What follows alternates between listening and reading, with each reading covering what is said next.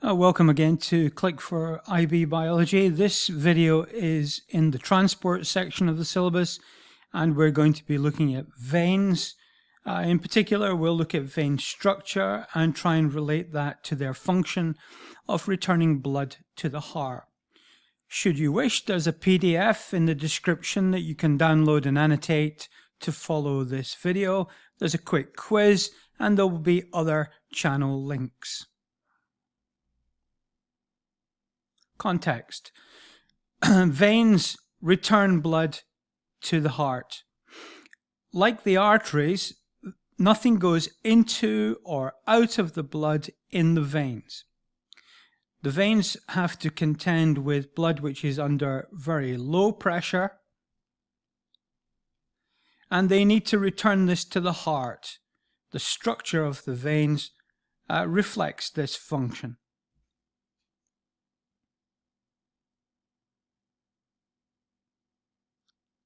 In this image here, we can see a vein in comparison with the artery, and the first thing to notice is the relatively large lumen.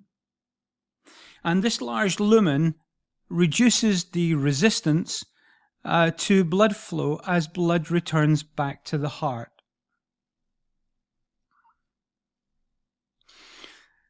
The walls of the vein are significantly thicker than a comparable artery.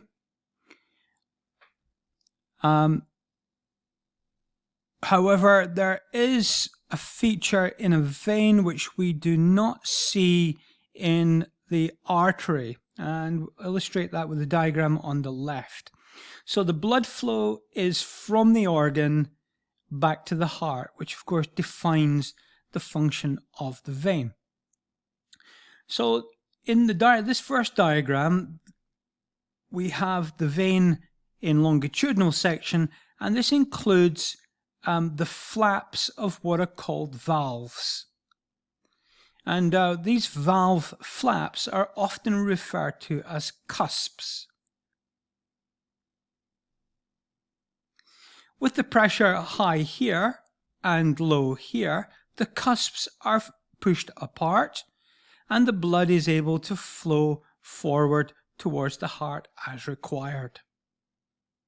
However, in the veins, it is not uncommon for pressure to fall quite low, and if the low pressure is on this side of the valve, then the blood flows backwards, gets behind the cusps like this, and causes them to close.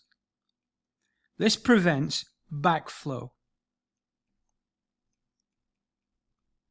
In the diagram here, we can see that the high pressures of arteries are considerably higher than those of the veins down here. And notice though that the actual line trends slightly upwards, and that's because of the accumulation of blood from the various organs, but it is a slight increase. So the pressure here is quite low, and the adaptations to that are to have reduced resistance with a large lumen. There's no need to have the thick muscular walls, and we have valves to prevent the backflow. One final feature of veins to be aware of is what is called the skeletal pump. In this diagram here, we have leg muscles, and in between an illustration of a vein with blood inside it.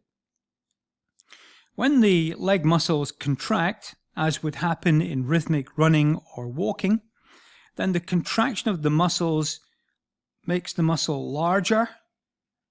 This squeezes the blood within the vein, and backflow is prevented, but forward flow is possible. And in this way, this aids the return, it accelerates the return of blood to the heart by what is called the skeletal pump, and this is particularly the case when a person is walking or running or doing rhythmic exercises with their limb muscles.